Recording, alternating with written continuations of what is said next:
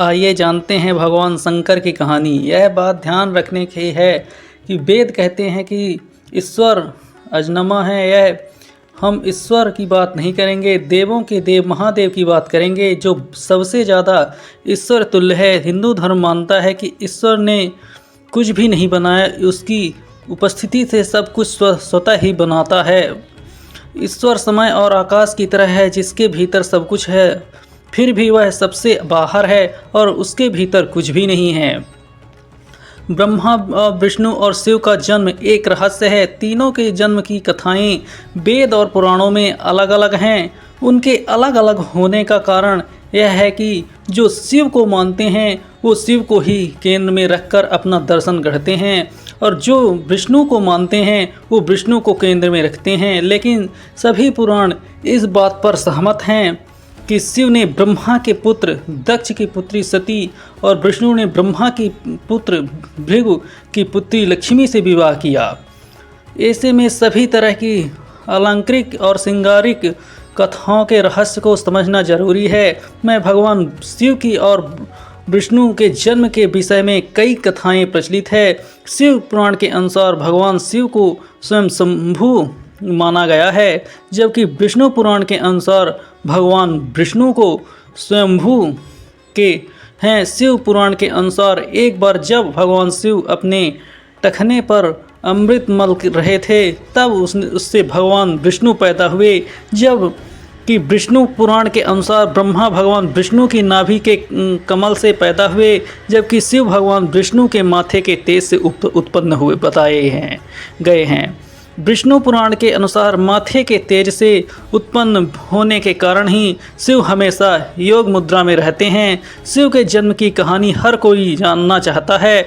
श्रीमद् भागवत के अनुसार एक बार जब भगवान विष्णु और ब्रह्मा अहंकार से अभिभूत हो गए, स्वयं को श्रेष्ठ बताते हुए लड़ रहे थे, तब एक जलते हुए खंभे जिसका कोई भी और छोर ब्रह्मा या विष्णु नहीं समझ पाए थे, भगवान शिव प्रकट हुए। यदि किसी का बचपन है तो निश्चित ही जन्म भी होगा और अंत भी। विष्णु पुराण में शिव के बाल रूप का वर्णन मिलता है। इसके अनुसार ब्रह्मा को एक बच्चे की जरूरत थी।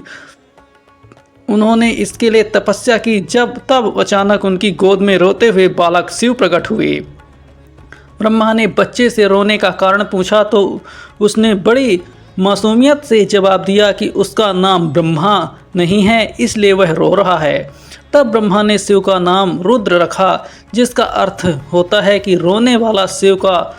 तब भी चुप नहीं हुए, इसलिए ब्रह्मा ने उन्हें दूसरा नाम दिया, पर शिव को वह नाम पसंद नहीं आया और वे फिर भी चुप नहीं हुए।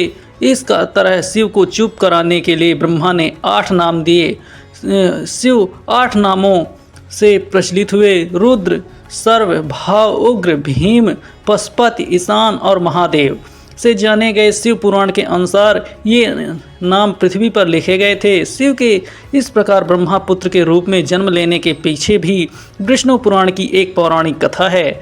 इसके अनुसार जब धरती, आकाश, पाताल समेत पूरा ब्रह्मांड जलमग्न था, तब ब्रह्मा, विष्णु और हमेशा शिव के सिवा कोई भी देव या प्राणी नहीं था।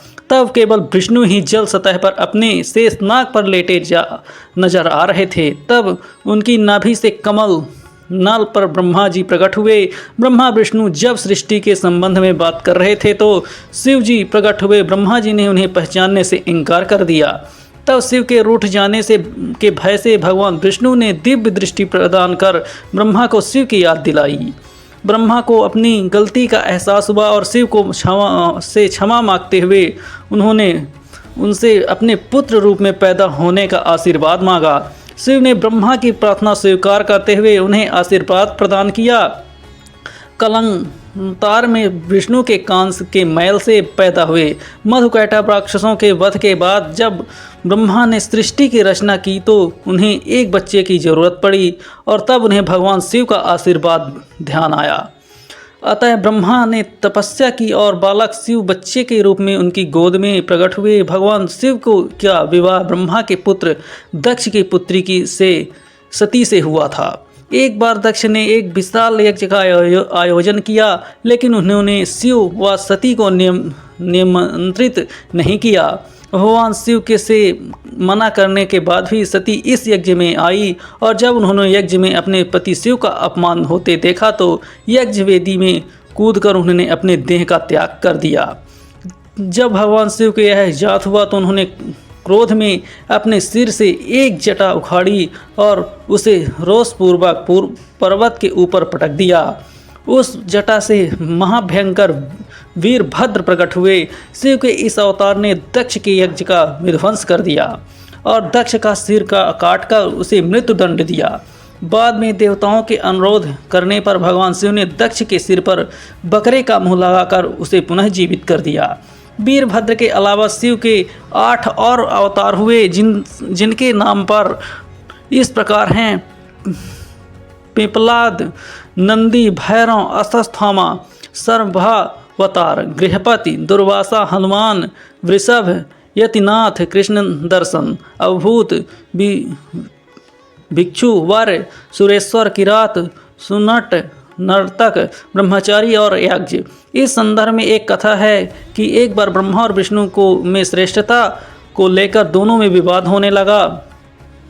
निर्णय के लिए भगवान शिव के पास गए। विवाद का हल निकालने के लिए भगवान शिव उस साकार से निराकार रूप में प्रकट हुए। शिव का निराकार रूप अग्नि स्तंभ के रूप में नजर आ रहा था। ब्रह्मा विष्णु दोनों इसके आदि और अंत का पता लगाने के लिए चल पड़े। कई युग के बीत गए लेकिन इसके बाद और अंत का पता नहीं लगा। जिस स्थान पर यह घटना हुई वह अरुणाचल के नाम से जाना जाता है। ब्रह्मा और विष्णु को अपनी भूल का एहसास हुआ। भगवान शिव और साकार के रूप में प्रकट हुए और कहा कि आप दोनों ही बराबर हैं। इसके बाद शिव ने कहा कि पृथ्वी पर अपने ब्रह्मा रूप का बोध कराने के लिए मैं लिंग रूप में प्रकट हुआ, इसलिए अब पृथ्वी पर इसी रूप में मेरे परम ब्रह्मा रूप की पूजा होगी। इसकी पूजा से मनुष्य को भोग और मोक्ष की प्राप्ति हो सकेगी। सबसे पहले रुद्र हुए। उन्हीं रुद्र का एक अवतार हमें महेश का है। उन्हीं महेश को महादेव और शंकर कहते हैं। वे शिव अर्थात ब्रह्मा के समान होने के कारण शिव कहलाए। हालांकि शिव उनका नाम नहीं है। रुद्रावतार में से एक भैरव हैं जिससे भी बढ़कर सदाशिव की महिमा का वर्णन पुराणों में मिलता है। सदाशिव को ब्रह्मा, विष्णु और महेश आदि का पिता माना गया है। सदाशिव की शक्ति को प्रधान प्राकृत कहा गया है जो बाद में अम्बा नाम से प्रसिद्ध हुई। वह शक्ति अंबिका, पार्वती या सती नहीं है, कही गई है। इसको प्राकृतिक सर्वेश्वरी, त्रिवेदी, जननी, ब्रह्मा, विष्णु और महेश की माता, नित्या और मूल कारण भी कहते हैं। सदाशिव द्वारा प्रकट की गई उस शक्ति की 8 भुजाएं हैं। पराशक्ति, जगत जननी, वह देवी नाना प्रकार की गतियों से संपन्न है और उन अनेक प्रकार के अस्त्र शक्ति धारण करती हैं। पहले शिव थे रुद्र। वैदिक काल के रुद्र और उनके अन्य स्वरूप तथा जीवन दर्शन को पुराणों में विस्तार मिला है। वेद जिन्हें रुद्र कहते हैं, पुराण उन्हें शंकर और महेश कहते हैं। वह काल के पूर्व के कालों में शिव भी शिव थे। उन कालों की शिव गाथा अलग है। देवों के देव महादेव, देवताओं की दैत्य प्रति स्पर्धा चलती थी। ऐसे में जब देवताओं पर घोर संकट आता था तो वो सभी देवानिधि देव महादेव के पास जाते थे। दैत्यों राक्षसों सहित देवताओं ने भी शिव को कई बार चुनौती दी लेकिन वे सभी परास्त होकर शिव के समक्ष झुक गए। इसलिए शिव हैं देवों के महादेव व दैत्यों, दानवों और भूतों के भी प्रिय भगवान हैं। संपूर्ण धरती पर शिव का ही नाम प्रचलित है। आदिदेव शिव और गुरु दत्तात्रेय को धर्म और योग का जनक माना गया है। शिव के 7 शिष्यों ने ही शिव के ज्ञान और परम धर्म को संपूर्ण धरती पर प्रचलित किया है। कहते हैं कि शिव ने ज्ञान योग की पहली शिक्षा अपनी पत्नी पार्वती को दी थी। दूसरी शिक्षा जो योग की थी उन्हें केदारनाथ में कांति सरोवर के तट पर अपने पहले 7 शिष्यों को दी थी। उन्हें ही सप्त ऋषि कहा गया है जिन्हें योग के अलग अलग आयाम बताए हैं और ये सभी आयाम योग के 7 मूल स्वरूप हो गए हैं। आज भी योग के 7 विशिष्ट स्वरूप मौजूद हैं। इन समस्त ऋषियों और विश्व की अलग अलग दिशाओं में भेजा गया जिससे वे योग के अपने ज्ञान को लोगों तक पहुंचा सकें। कहते हैं कि एक मध्य एशिया, एक को मध्य पूर्व एशिया व उत्तरी अफ्रीका, एक दक्षिण अमेरिका, एक को हिमालय के निचले क्षेत्र में, एक ऋषि के पूर्वी एशिया, एक को दक्षिण में भारतीय उपमहाद्वीप में भेजा गया और एक आदि योगी के साथ वही रह गया। अगर इलाकों की संस्कृतियों पर गौर किया जाए तो आज भी उन ऋषियों के योगदान के चिन्ह वहाँ दिखाई दे जाएंगे। आज से 15-20 हजार वर्ष पूर्व वराह काल की शुरुआत में जब देवी देवताओं ने धरती पर कदम रखे थे, तब उस काल में धरती हिमयुग की चपेट में थी। इस दौरान भगवान शंकर ने धरती के केंद्र कैलाश को अपना निवास स्थान बनाया। विष्णु ने समुद्र को और ब्रह्मा ने नदी के किनारे को अपना स्थान बनाया था। पुराण कहते हैं कि जहाँ पर शिव विराजमान हैं उस पर्वत के ठीक नीचे पाताल लोक है, जो भगवान विष्णु का स्थान है।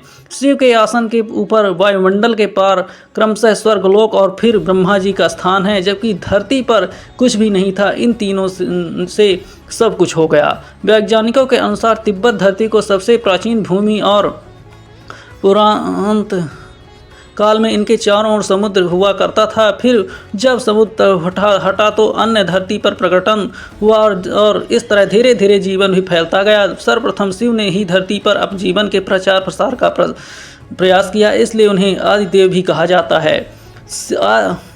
आदि का अर्थ प्रारंभ, शिव को आदिनाथ भी कहा जाता है। आदिनाथ होने के कारण उनका एक नाम आदिश भी है। इस आदिश शब्द से ही आदेश शब्द अमाना बना है।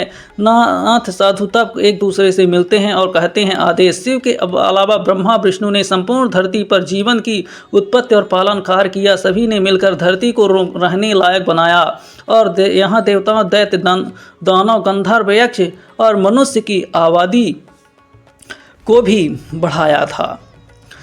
इस तरह से भगवान शिव की कहानी यहाँ संपूर्ण होती है। जय श्री राम।